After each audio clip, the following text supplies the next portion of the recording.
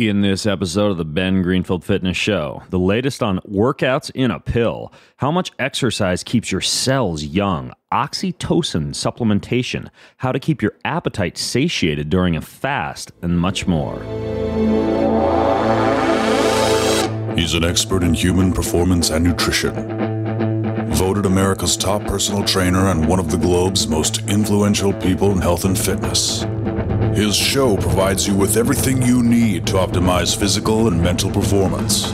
He is Ben Greenfield. Power, speed, mobility, balance. Whatever it is for you, that's the natural movement. Get out there. When you look at all the studies done, studies that have shown the greatest efficacy. All the information you need in one place, right here, right now, on the Ben Greenfield Fitness Podcast.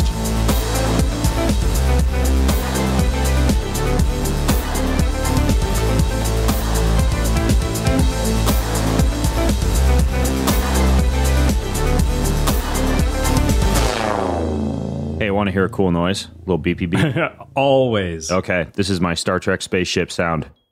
Did you hear that? That was not that impressive. Kind of anticlimactic. That was a tiny little beep. But that was the sound of cognitive power. That's right. Cognitive power. Complete phenomenal cosmic willpower and mental enhancement via a antioxidant-rich carnosol-filled oil. Actually, I have this essential oil diffuser. I've talked before about how I diffuse pine and how I diffuse cinnamon and how I diffuse peppermint in my office to enhance cognition and mood. But there's one oil, I'll give you a guess here, Brock, in just a second. Okay. One oil that has been shown in clinical studies to improve cognitive performance and enhance memory and lower cortisol. What? And, as an aside, thicken hair, if that's something you're looking for. I am. It's also something on a podcast a couple of months ago. We talked about how these folks in Sardinia actually put it in their coffee, and it's associated with enhanced longevity. You know what it is? That's not a place. You just made that up. No. That's Sardinia doesn't exist. Sardinia really is a place. It's in Russia or Italy or Greece or Asia. Anyway, okay. Yeah, people live a long time. There's a lot of old people on bicycles over there. Sure. Anyways, can you guess what this oil is that's wafting into my nostrils? It's wafting, is it? Wafting. Wafting, perhaps? I'm going to guess spruce. Rosemary. Crap. Rosemary. Yeah, also great on steaks. Totally. That's delicious. Yes, sir. How about you? Do you diffuse oils? I do. I've got a quite a collection of them sitting around in the living room. We do pine and we do peppermint and we do there's some blends, one called Happy Home that I really like. Oh, and wow. Unwind Your Mind is my favorite one right before bed. Put that on. Totally knocks me out. I'm asleep on the couch before I even make it to bed. Yeah, for a while, I used to smear lavender on my upper lip before I'd go to bed at night. Nice. And I started to get really, really large amounts of chapping on my upper lip, and I couldn't figure it out. I thought it was like the heat, the dry air, and then I realized like pure 100% lavender essential oil, that's not such a great idea to just like smear on your lip. Apparently eats away your skin over time. Jeez. Helps you to sleep as it degrades your lips off. But anyways. Flesh-eating essential oils. Flesh-eating lavender. I'm just going to do this voice for everything you say. News flashes.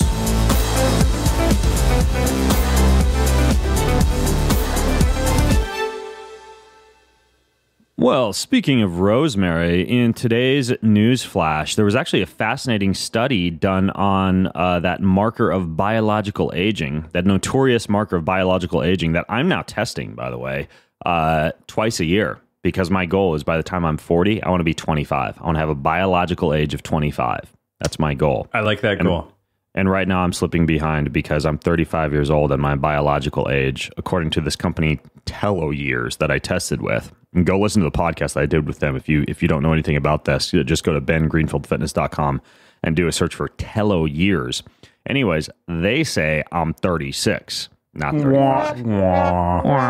But anyways, there was this new study that came out that looked into how much exercise actually keeps you young. Specifically, what they did was they compared the telomere lengths from a DNA test with self-reported physical activity patterns. And they found that people who exercised had longer telomeres. And interestingly, they found that people that exercised the most had longer telomeres, which seems to fly in the face of what I've reported before, which is that you kind of achieve a law of diminishing returns. The previous research leading up to this point was if you exercise more than about 60 minutes per day, if it's high intensity, or more than about 90 minutes per day, if it's lowish to moderate intensity, you actually see a degradation in your lifespan or an increase in mortality.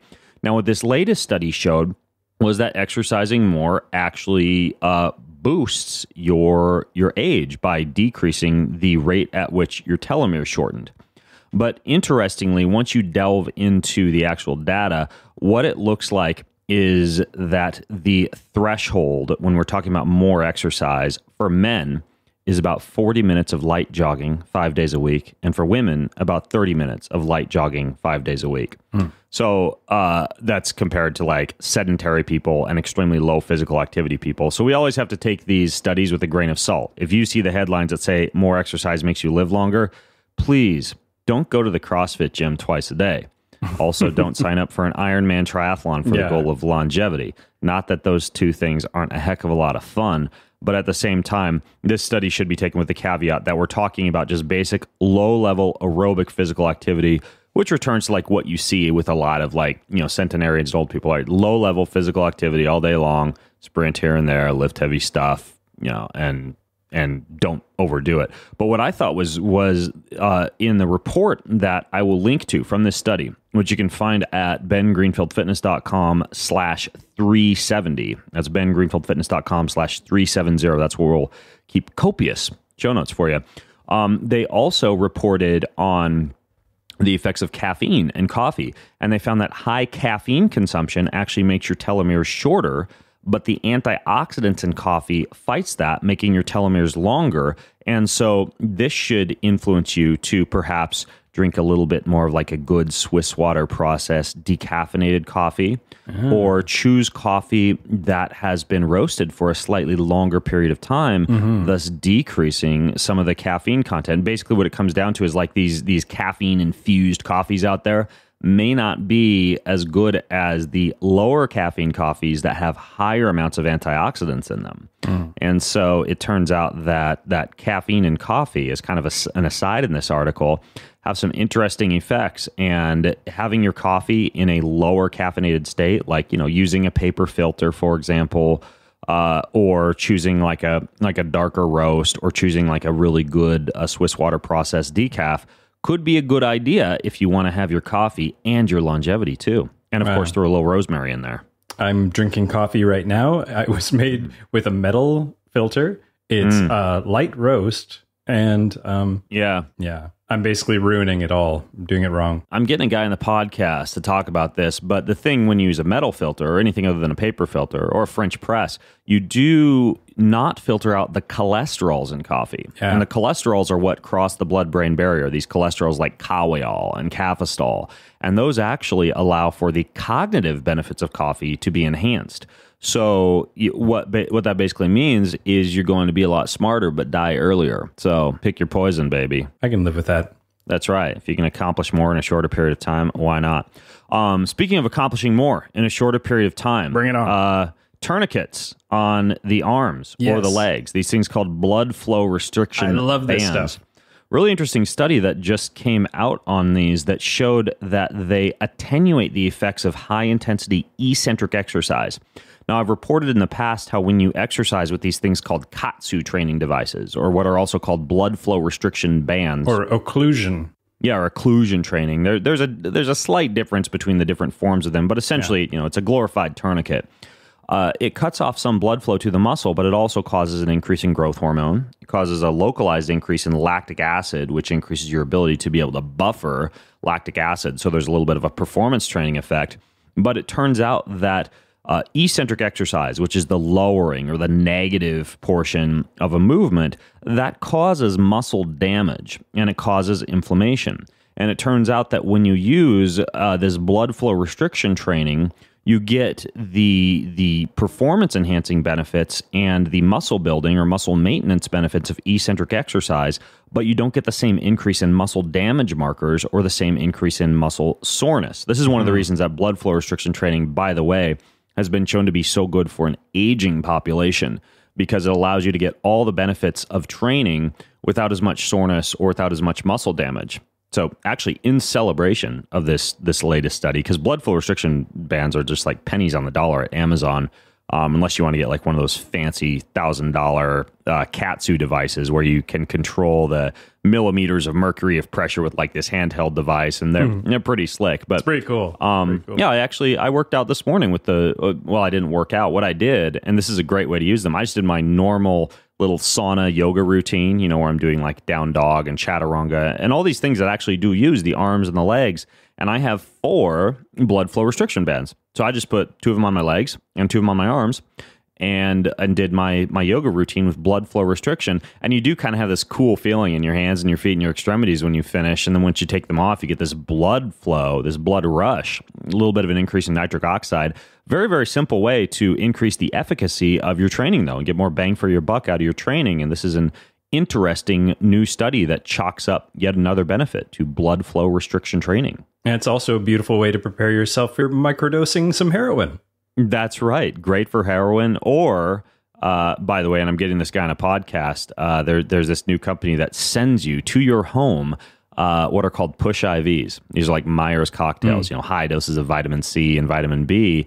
And you can self-administer these, and it's very, very simple. It takes 60 seconds. You put on one of these blood flow restriction bands and then go do what the folks who use heroin would do. Shove the needle in there. By the way, kids, anyways, though, we're joking about the heroin, but not joking about the IV. That's right. Just to be clear. Brock was joking. Anyways, though, podcast coming soon on how to give yourself an IV. Nice. Speaking of giving yourself an IV, fascinating article on self-medication and the amount of different animals that self-medicate. Did you see this article? I didn't. I love this, though. Okay, it's fascinating. And the article is a little bit lengthy, but it goes into all of the different natural medicinal foods that animals go out of their way to supplement with, to medicate with. And whenever people tell me, "Oh, we don't see animals in nature popping pills or taking capsules," I actually do. In the same way that our ancestors would have used things like essential oils or chewed on wild nettle or nipped off a bud of St. John's wort flower if they were depressed. We tend to see animals doing the same thing. And this article goes into the fact that, for example, we see ants using a special sap from spruce trees, and spruce trees have antimicrobial terpenes in the bark, and that actually saves ant colonies from these microbes that attack ant colonies. The ants actually harvest and use this sap from spruce trees to self-medicate. Another interesting one was parrots. Parrots actually seek out and they consume clay, right? And the same type of clay that you'll see, sold on Amazon, right? Like this bentonite clay or earth, diatomaceous earth that they'll sell to people to like fight off stomach issues and candida and things like that. Parrots eat clay when their stomach is upset. That's so cute. Parrot with a tummy ache. Yeah, I know, it is cute. Porcupines actually eat this toxic plant to enhance hormesis and also assist with stomach ailments. There's also a really fascinating story about chimpanzees and how there's this one plant that they'll normally never eat unless they have stomach problems or parasites. And this is a plant that is poisonous in higher dosages, but in low doses will kill off parasites. And chimps know not to eat it unless they have a stomach issue. This one's called the amygdalina plant that they eat. And the article goes on and on. Another really fascinating one is bees and how they mix their own secreted oils from plants to make propolis. And they gather material from the sap of plants and tree buds and mix that material with their own wax. And they make this propolis that, of course, you can find sold for human consumption. It's great for the human immune system, but bees consume it as well, especially when their hive gets infected by mold or fungus. They increase their harvesting of and production of this fungal antibiotic propolis. It's a fascinating article, and I think it's just like one of those deals where we can learn a little bit from nature and the fact that these creatures naturally go out of their way to self-medicate in a rather intelligent manner. Yeah, it makes me think of, there's a chapter in the book Stealing Fire, the Stephen Kotler book Stealing Fire, where they talk about animals actually, I think it was like a porpoise going and biting like a puffer fish to get the venom, to get high on it and stuff. It makes me think of that. Yeah. We see a lot of animals also tripping out. That's another thing that you'll tend to see, like dogs licking toads for the tryptamines, the psychoactive components found in magic mushrooms. That's one thing that they talk about in the book is dogs that lick toads. They talk about, I believe there's some plant that elephants eat that gets them intoxicated as well. But you know what one of the things that comes to mind when you say that is some of the best beef I've ever had was down in Walla Walla, Washington, where they get the cows drunk. The cows feed on plants and more or less like fermented grapes and wine. And they've got extremely low levels of stress, extremely low levels of cortisol, and their meat tastes freaking fantastic. So the takeaway message here is eat animals that self-medicate. Nice. I like that. Yeah. Have you ever tried the beef that's fed lobster? No, that sounds really good. No, I just made that up. That's not a thing, I don't think. But can you imagine how amazing that would be? I would have believed you, actually. Yeah, absolutely. Okay, last article here is exercise in a pill. So this one is really interesting. So there's this gene called PPARD or PPAR delta.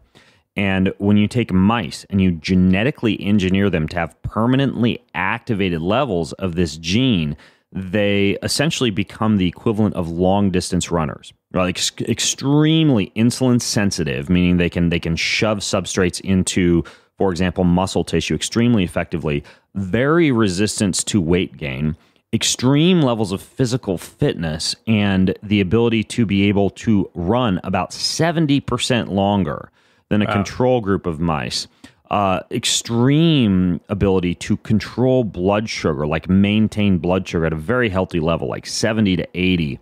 An increase in the ability to be able to break down and utilize fat. Like pretty much everything you'd want from exercise, these mice have. And what they found was that when they give mice this chemical compound called GW1516. Catchy. It does the same thing as activating this PPAR delta. Now, GW1516, do you know what that is? And I've caught a lot of flack for talking about this before because I wrote an article about it. It's a SARM, right? It's a SARMs. Yeah, it's a SARM. Selective androgen receptor modulator. Yep. So that is the latest exercise in a pill. Now, I'll link to the study in the show notes. And I've caught a lot of flack because there's not a host of long-term study that's been done on the consumption of SARMs by human beings. It's also banned by WADA and USADA, so you need to be careful if you're an athlete. But and also when you buy it, it says on the bottle, not designed for human consumption. I mean, go read. I'll link to the article that I wrote on it if you want to read it. It's called "Safer Than Steroids: Your All-Inclusive Guide to Gaining Muscle, Losing Fat, and Much More with SARMs." And one of the main SARMs I talk about in that article is this GW1516. If you want to check it out, but that is exercise in a pill based on the research that they've done. So. Proceed at your own risk, but it's pretty fascinating, the latest research on exercise in a pill. And you can go leave your comments and your questions in the show notes about SARMs or go read the article that I wrote about it. But frankly, at this point, with the evidence that I've seen on SARMs in rodent models and some of the evidence in humans, if I wasn't competing, I would actually use it. I have seen enough data to be convinced that it's worth using. So there you have it. Do you know anybody who's been using it? 'Cause I know two people who use it. I have a lot of clients who use it, and I know a lot of people who use it, and they're getting freaking ripped. So, see, what I've noticed is they actually got really puffy. Really? Like they did put on a lot of muscle, but it was very balloon animal-like.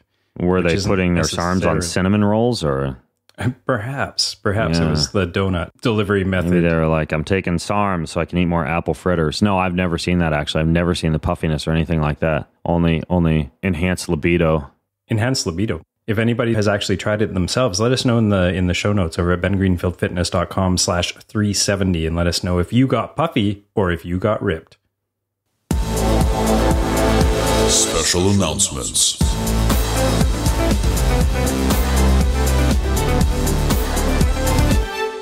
So this is the part of the show where we are obligated to tell you where you can go have a lot of fun with me, with Brock, with all sorts of other Ben Greenfield Fitness listeners and fans. Here's what's coming up. Here's what's coming down the pipeline.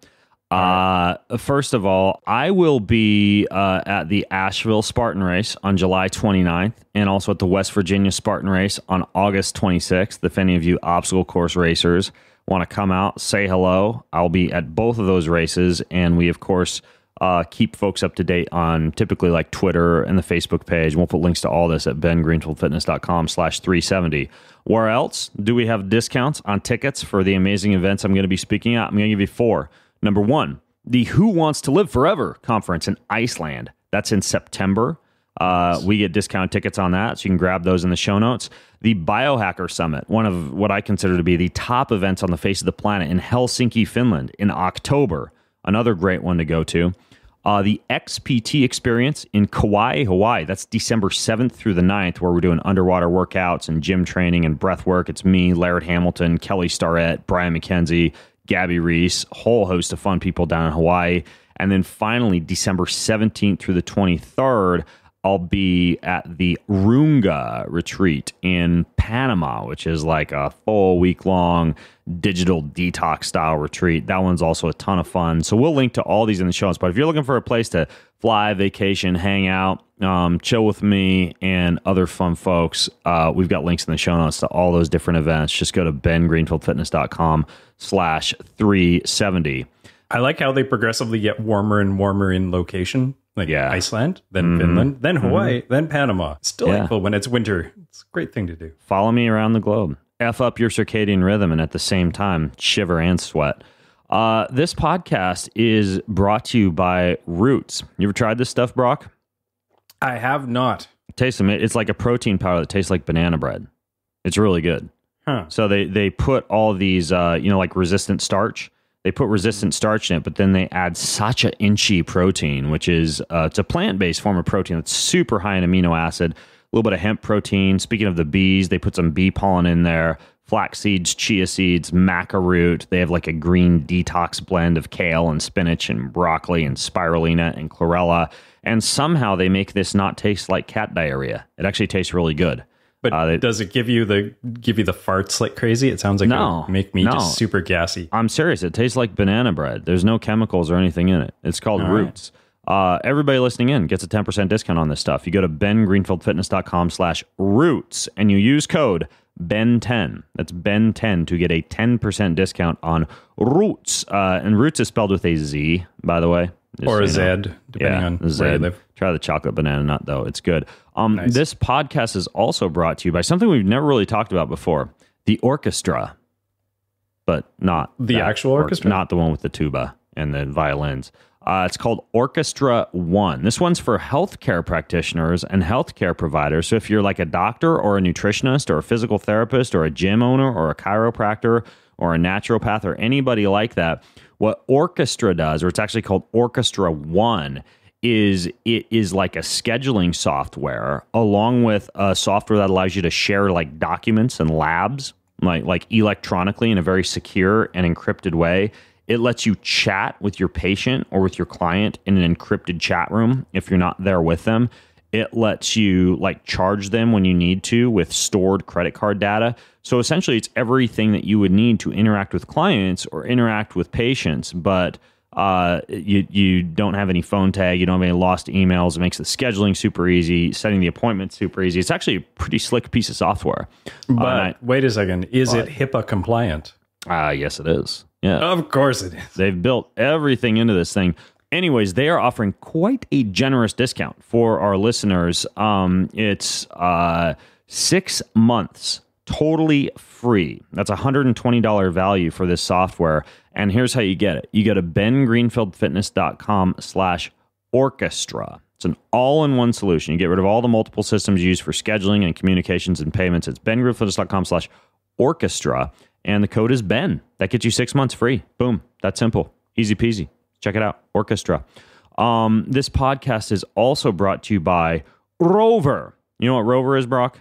I think so. I'm just guessing. Is it something for dogs? Mm-hmm. Rover. Come here, boy. Here, boy. It's the nation's largest network of 5-star pet sitters and dog walkers.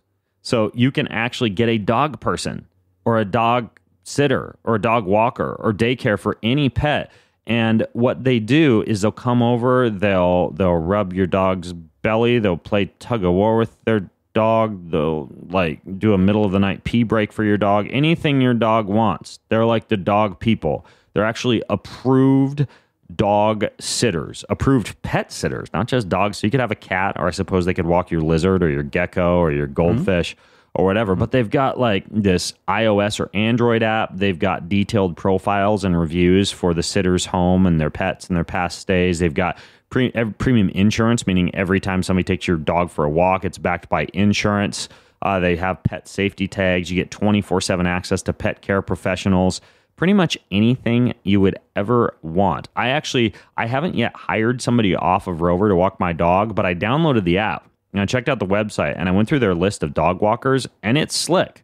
Like when we leave town, we can now just like click on this app and get anybody who's verified, endorsed, insured to come over and take care of our dog.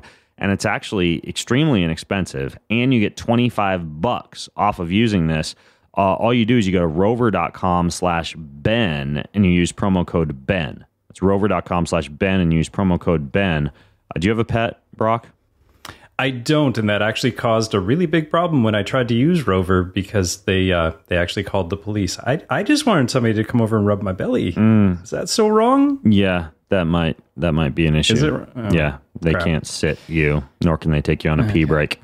They probably could take you in the backyard, though, for you to wipe your ass on the grass. I don't need help with that. All right, we should move on. Yes, we should. This podcast is also brought to you by Mark Pro. Oh, I need one of these so bad. Dude, I had Tony Jeffries at my house last night and this morning. He's the Olympic, or the 7-time national boxing champion and Olympic bronze medalist from Beijing.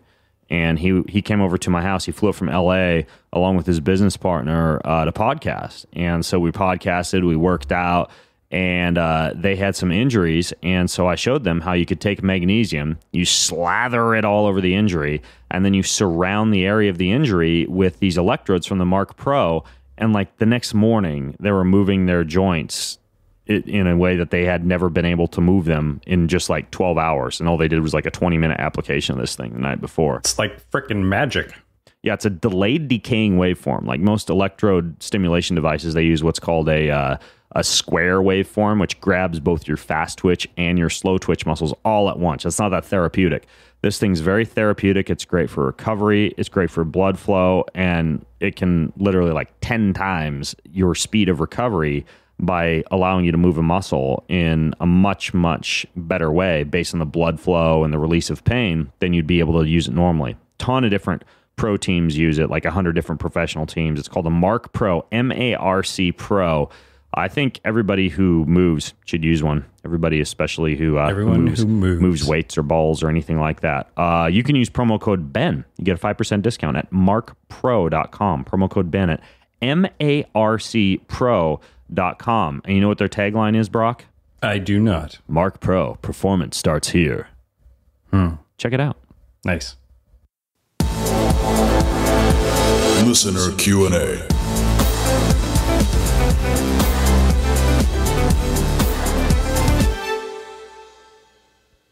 Hey Ben and Rachel, this is Tony from Ottawa, Ontario, Canada. My question for today is about reading just before going to sleep and the best solution as not to disturb deep sleep. So I'm going to give you 3 cases. In all 3 cases, I'm going to be wearing a blue light blocking glass.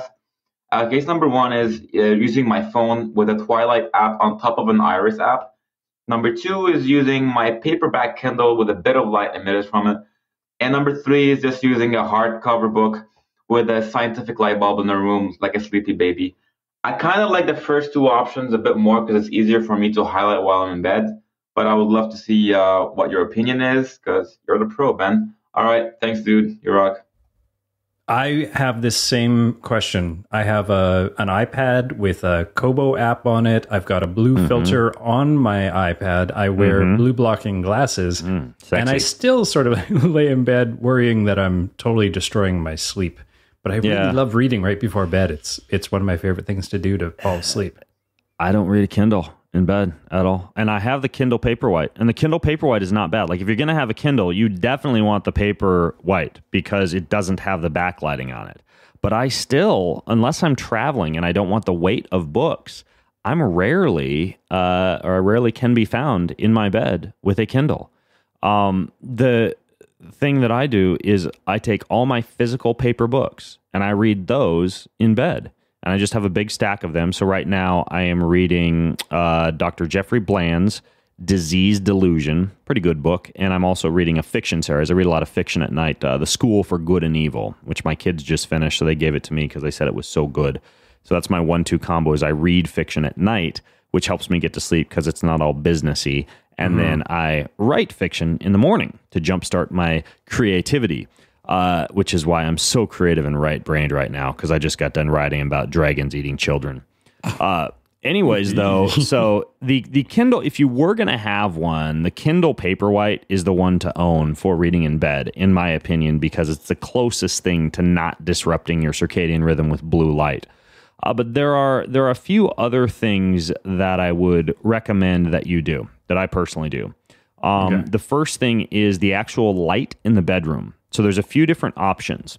What my children have in their bedroom, and I actually just wrote an article about children's mattresses, children's blue light blocking devices, children's bulbs, etc. If you go to bengreenfieldfitness.com and you do a search for kids mattresses or kids sleep, you'll find that article that I just wrote. But I kind of like went through my kids' bedroom and everything that I do in their bedroom to enhance their sleep, even their, the sleep masks that they use, which they do use. However, in their bedroom, they have these bulbs. They're called biological LED bulbs. They're made by a company called Lighting Science.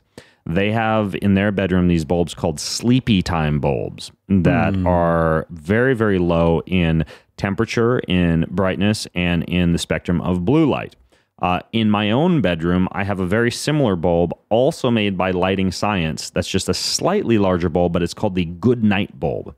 And those are what are in the ceiling above my bedroom. And so when I'm, walking around the bedroom, getting ready for bed, putting on my sexy baby elephant trunk boxers, putting on my coconut oil all over my chest so I look all sexy. And once I've done all of that, I hop into bed and I turn those lights off, and the actual light that I have screwed into the bulb that I will read by, it's called a Ruby Lux bulb. And this is a red bulb, a Ruby Lux bulb. And this red bulb is pure red. And I believe it may have been Dr. Mercola that told me about this bulb. I'm not quite sure. It also may have been a Facebook group I'm a part of called it's like the Quantum Light and Biology group. All these folks who just like geek out on all things biohacking and light based. But basically, it's about a 650 nanometer red light. I have one in my office too called a Ruby Lux. And you want the one that's all red. Like Ruby Lux makes a purple, and they make a green, and they make a yellow. But you just want their bulb it's a near infrared is one option, or their all red LED bulb. Either one would work, but it's just pure red. And so when you see me, if you follow me on Snapchat, because I Snapchat the books that I read at night, and you can go to bengreenfieldfitness.com/Snapchat if you just want to look over my shoulder and read all the books that I read. You creepy stalker, you. That's why everything is in red. And so that's what I use in my bedroom when I don't have those sleepy time or the good night bulbs on. But the other thing that you can wear, and I only wear these like late at night when I'm reading because they're just complete birth control for your head. They look horrible. Like they're super space agey, geeky, like I bet I know what wrap it is. around dark red goggles. They're these true dark goggles. Have you seen these? I have. I tried on a pair and was like, I cannot go out in public like this. You can't. They're called the Twilights.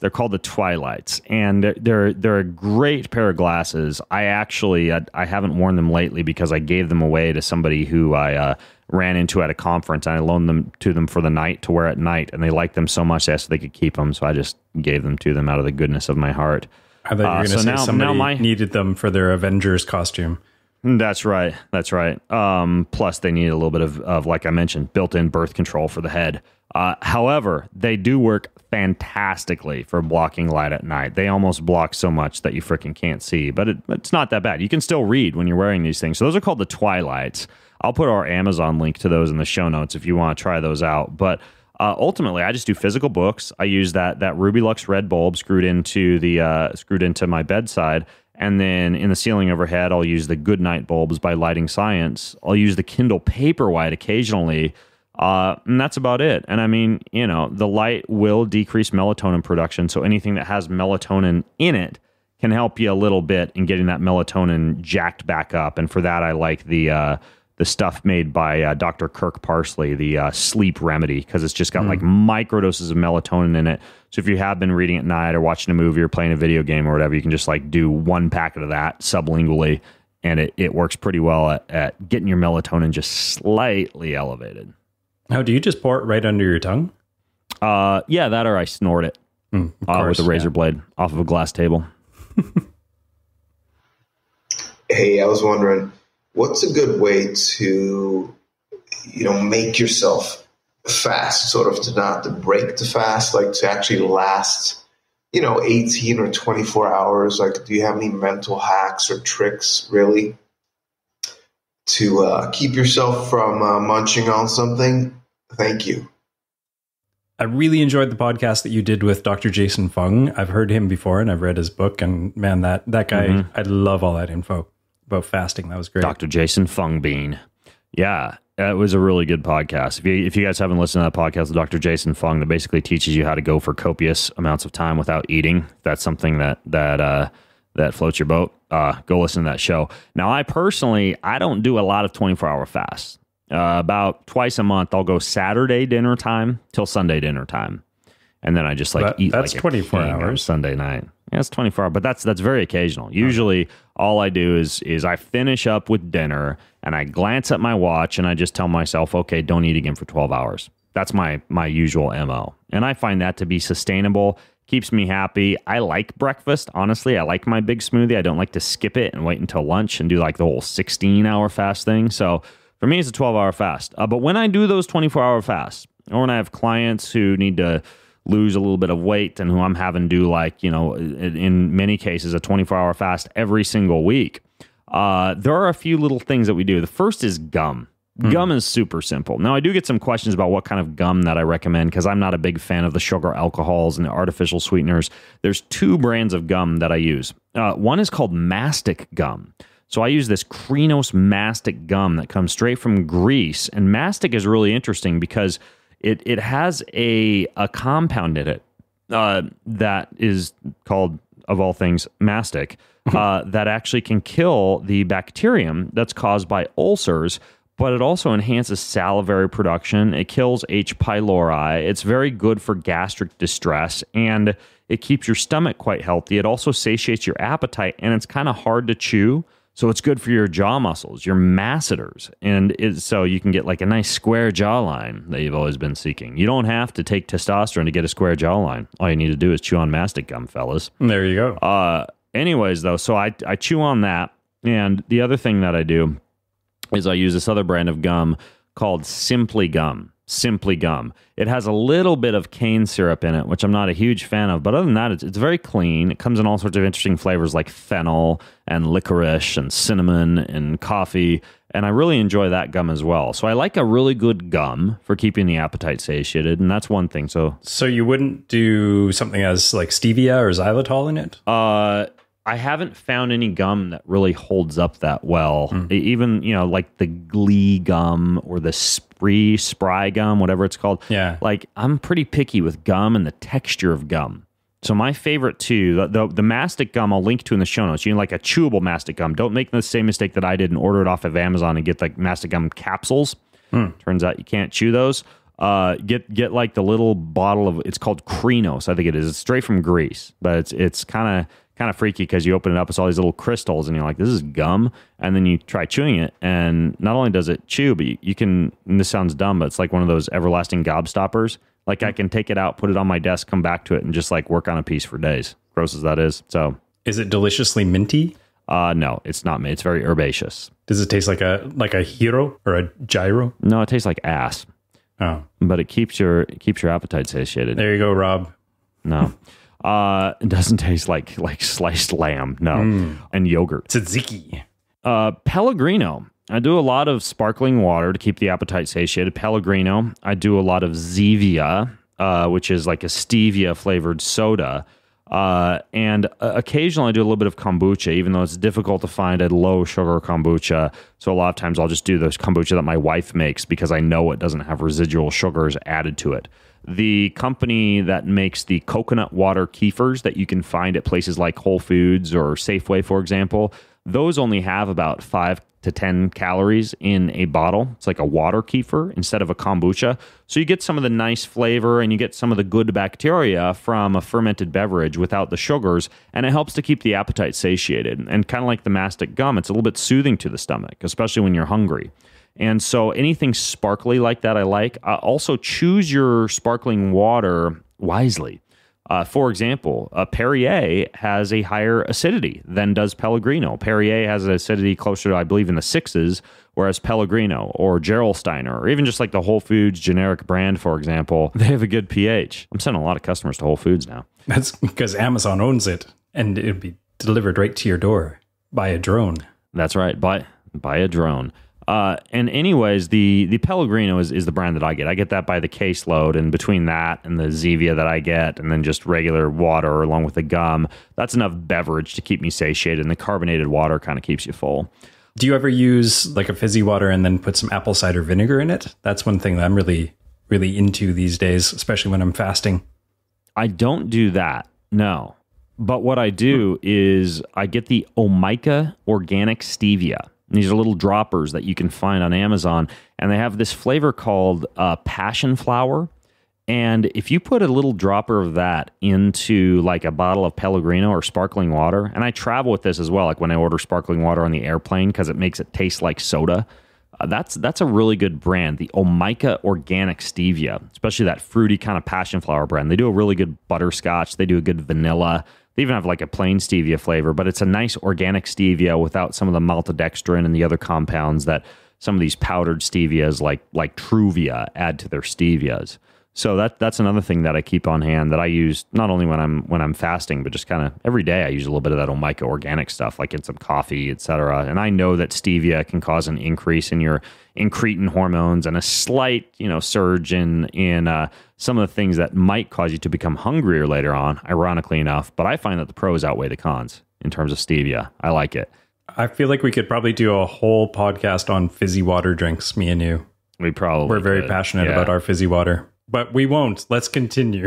We haven't even delved into the types of hard alcohol add to sparkling water in the evenings, or to Zevia. There's some good recipes out there. We'll have to do an alcohol episode sometime. Okay. Another couple of things. Amino acids, essential amino acids, not branched chain amino acids, which can actually spike glucose because of the high amounts of leucine in branched chain amino acids, but essential amino acids. So I actually keep, and full disclosure, my company makes these, but I chew on them like candy when I'm fasting. I'll do a handful of them like about every 6 to 7 hours, and they keep your appetite satiated, but they also keep you from catabolizing muscle. They keep you in an anabolic state. They're great for healing injuries. They're called nature aminos, and this is just an essential amino acids. 1 tablet of these is 1 gram. So 10 is 10 grams, 20 is 20 grams. But it's like eating protein without spiking insulin without the calories. So, I mean, like a handful of these is like the equivalent of eating an entire steak as far as your protein intake and your amino acid intake without the actual calories. So that's another thing that comes in extremely handy. And there are other companies that make an aminos, like Thorne makes an aminos. The aminos that I have on my website, and I'll link to it at bengreenfieldfitness.com/370. You can get a tablet, or you can get it in like a powder, which you could add to a water or to a Zevia or anything else like that.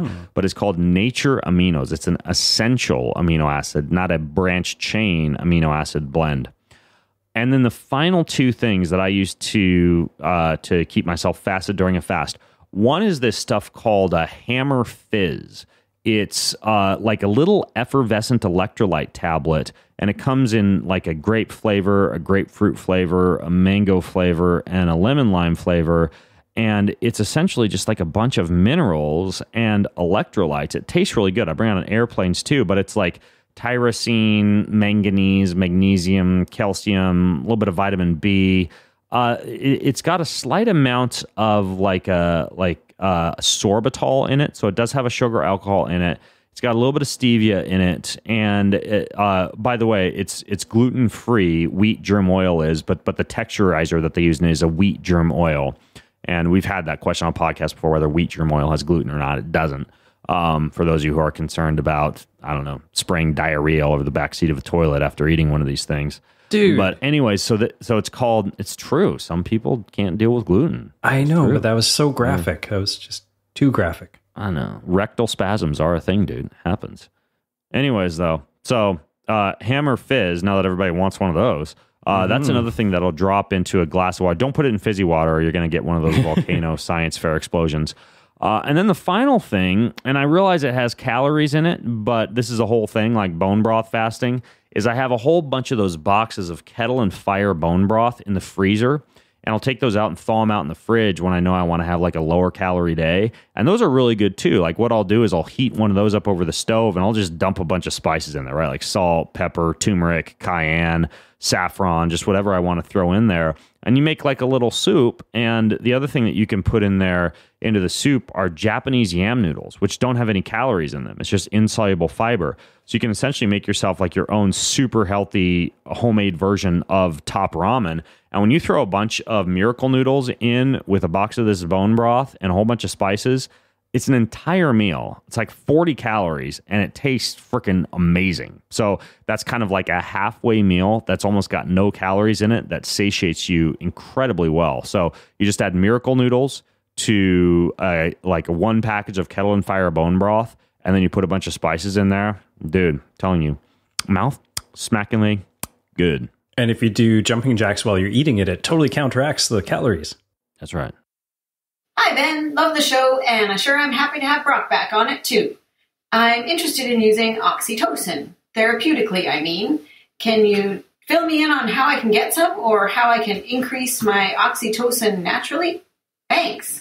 Oxytocin's pretty cool stuff. It is. Did you know that it can stimulate labor and also milk ejection from one's nipples?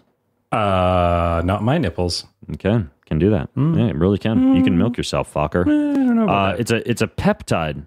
Now, oxytocin is a peptide. It's the love hormone. It's what you release after you orgasm, and it helps to relax and reduce blood pressure. It reduces cortisol levels. It reduces pain. It has anti-anxiety effects. It stimulates various types of what we would call positive social interaction, meaning getting it on.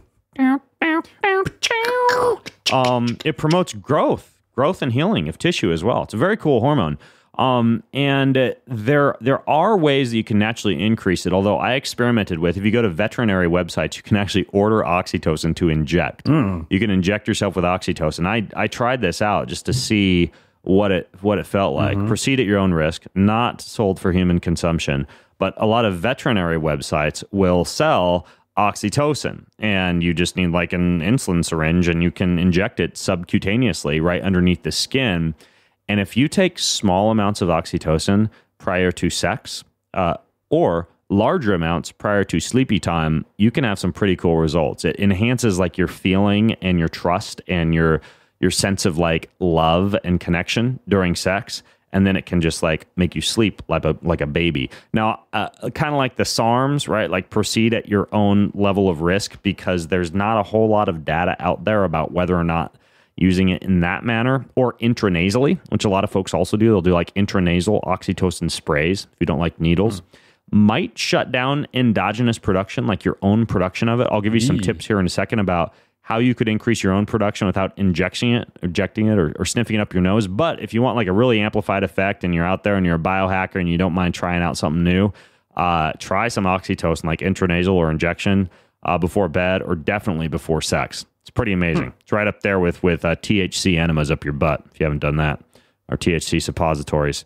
Anyways, though, I will put links to some oxytocin supplements, intranasal sprays, that type of thing in the show notes. But let's talk about natural, more sane ways to increase oxytocin. Yes, please. Shall we? Yes. Because there are children in minivans listening in. So there's some really interesting research on ways that you can naturally increase oxytocin. One is human touch, shaking hands, hugging, caressing, massaging, anything like that. Just basically making sure to go out of your way to touch those around you, along with eye gazing and eye contact. So, like one of the best things you could do is like in bed or at some point during the morning, if you have a spouse or a loved one that you live with, just like hold them and look into their eyes, and you get this intense release of oxytocin. So that's one thing that can increase oxytocin. That's why they call it the creeper hormone.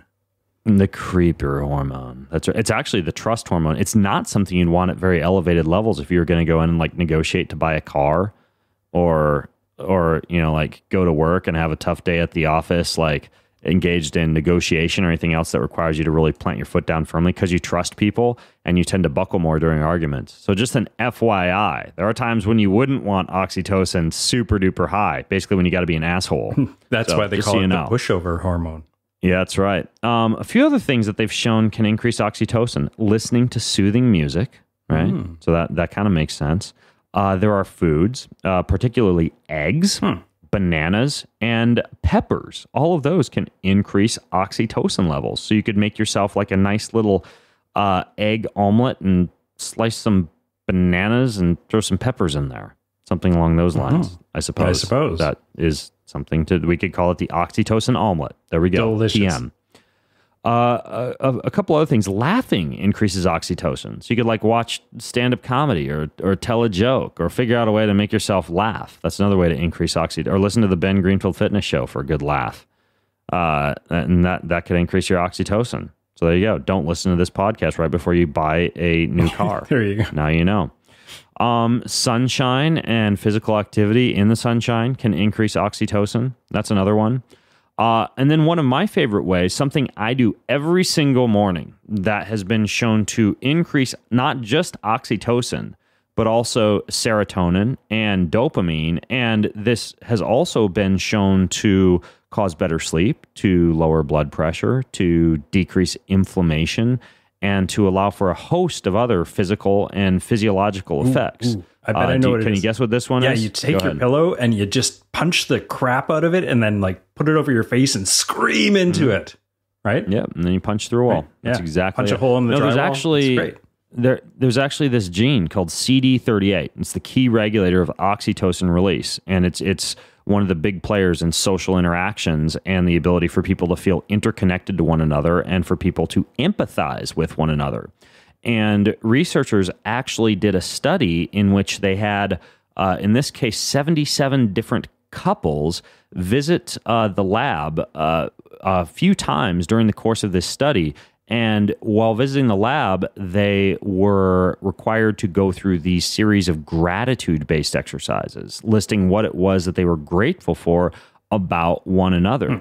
And what they found was a significant upregulation of this gene CD38 and an increased production of oxytocin.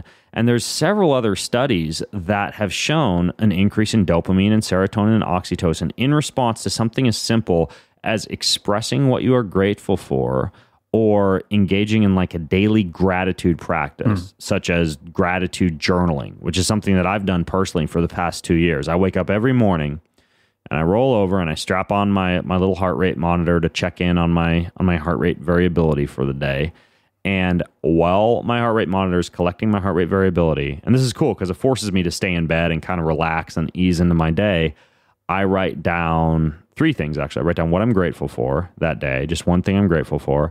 I write down what truth I discovered in that morning's reading, because the other thing that I do is I'll read like a brief piece of scripture or an inspirational or devotional or anything that allows me to kind of like seek some truth for the day. And when I know I have to write it down, I'm a lot more kind of mindful of what I'm reading.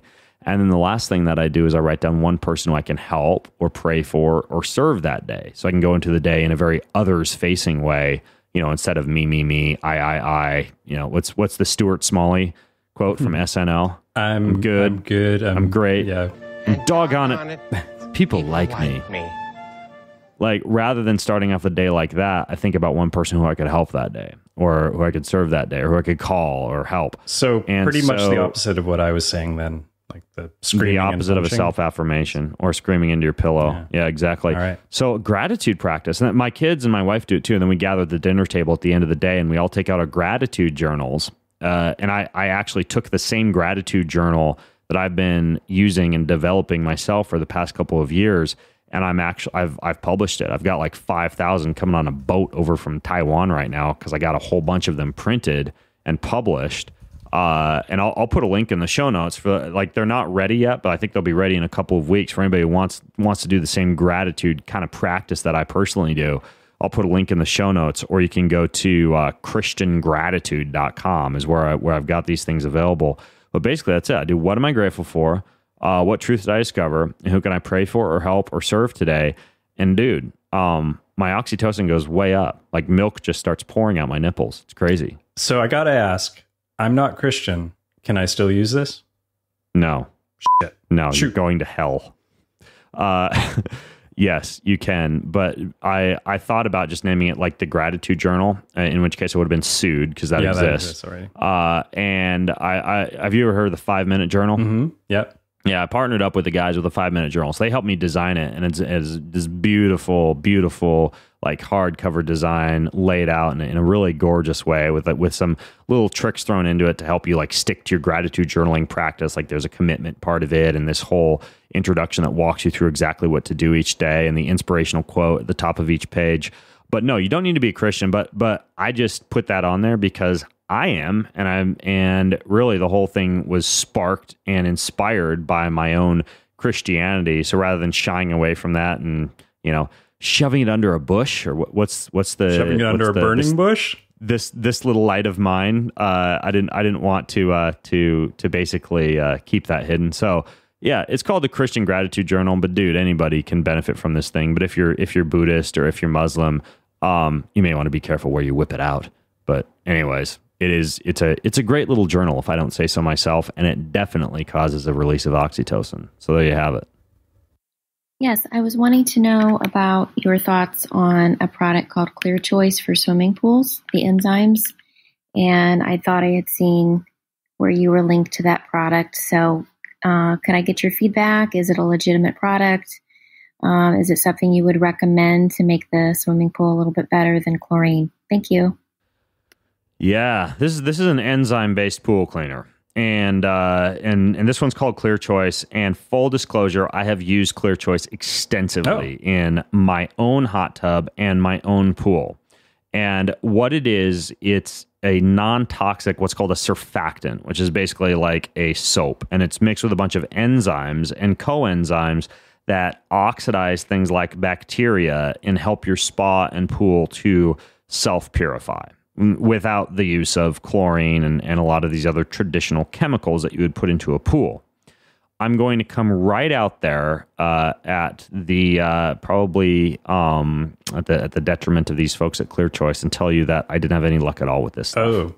Bummer. It cleaned my pool for a couple of weeks, and they kept getting green, and I call the company, and they'd tell me do this, do that, buy a whole bunch more of this, and I try it. And I spent like a year trying to clean my pool with this stuff, and it simply didn't work. So what I do now is a few things. First of all, the pool that I have like one of these cold swimming pools and also like a hot tub. It's got ozone purification in it, right? So, and that's known as O3 or triatomic oxygen. So ozone is a really powerful oxidant that can destroy microorganisms and halt the accumulation of deposits and pipes and water systems. And it doesn't require harsh chemicals. And so if you look for a hot tub or a pool that has ozone purification in it or an ozone generator, that helps tremendously with you being able to get away with using very small amounts of chlorine or very few chemicals. Cool. The second thing that's built into my pool's filtering system, and again, you can ask like a hot tub dealer or a swimming pool manufacturer about this, is ultraviolet or UV sanitation. So that uses short wavelength UV light to kill or deactivate microorganisms and essentially just destroys their DNA. Don't worry, it's not going to turn your kids into mutants, the UV light, but it destroys like cysts. I know you want mutants. That would be awesome. Algae, viruses, bacteria, protozoa, pathogens that are chlorine resistant. So it actually pairs quite well with chlorine because it'll even kill stuff that chlorine won't kill. So you want like this combination of ultraviolet pool sanitizing light, and then you want ozone purification. And usually you can get like an ozone generator along with a UV light built into a hot tub or built into a pool. When you're looking for a pool or a gym with a pool to swim in, a lot of gyms now use saltwater pools and saltwater sanitizers. And salt sanitizers Basically, those work kind of similar to chlorine in that they kill bacteria and viruses and algae and other radicals by oxidizing them. And it's far less of an issue than chlorine when it comes to toxicity, drying your skin, creating chloramines, which can be somewhat toxic for you to breathe in. They can contribute to asthma. And so the issue with those, though, is that salt is corrosive. So if you do that at your own house, you do have to know that you'll go through pipes and filters a lot more quickly. What I personally do is I do a few things. First of all, I use very small amounts of chlorine, like a tenth of what you're supposed to use. But then I've got the UV light and the ozone sanitizer in both my hot tub and my pool. And when I get out or when there's been heavy use, I put a little bit of chlorine in, and then I stay out for a good 1 to 2 days after I've put that chlorine in, right? So I'm not swimming in a heavily chlorinated pool, but it's still cleaning and the filter is still running and cycling.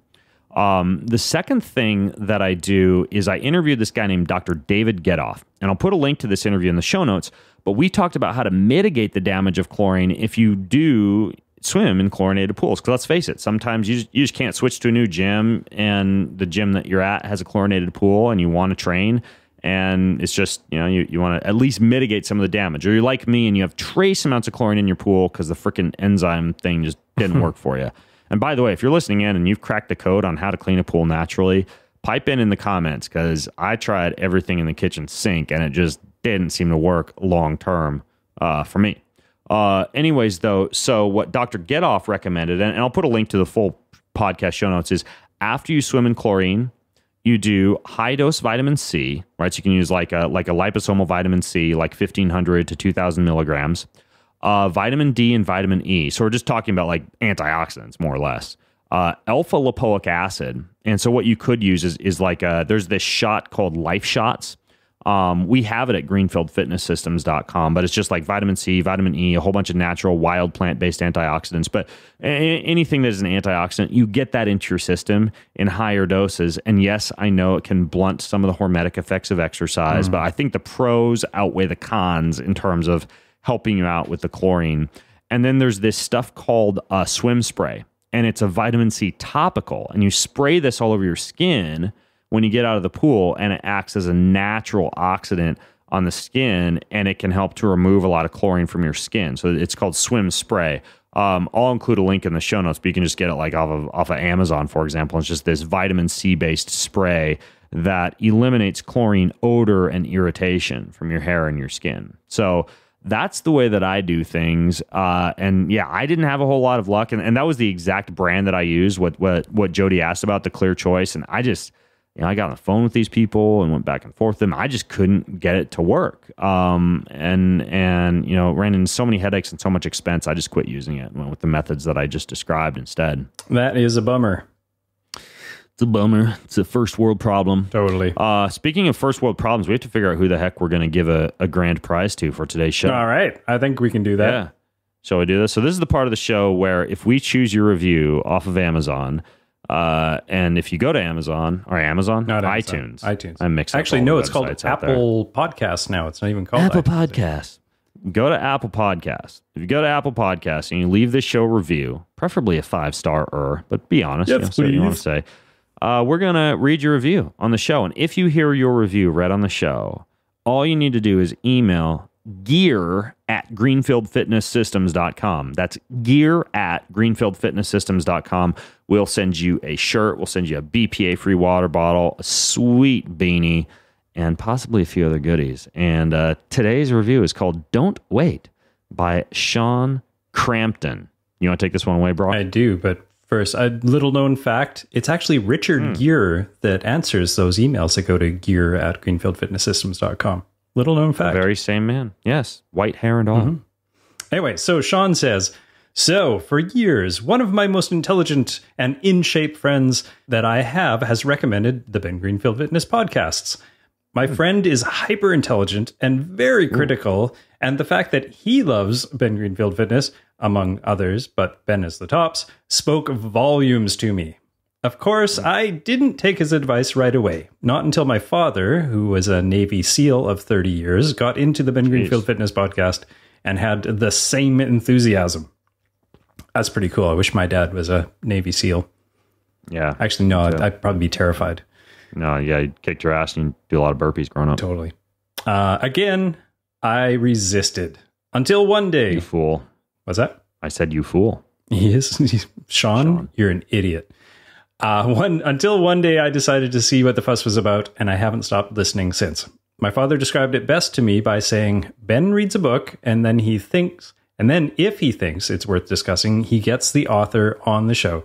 The difference with Ben is that no matter who is on, it's a peer-to-peer conversation. I could go on, but this should be enough. Don't wait.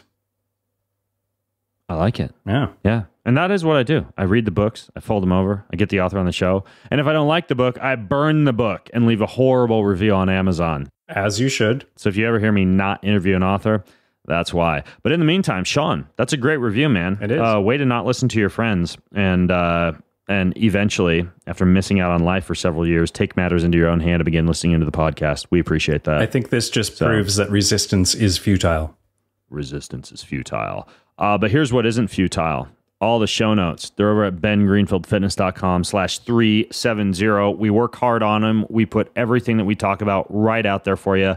So check them out. And in the meantime, Brock, toodle-doo. Toodles.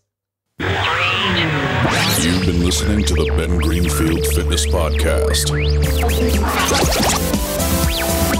Go to bengreenfieldfitness.com for even more cutting-edge fitness and performance advice.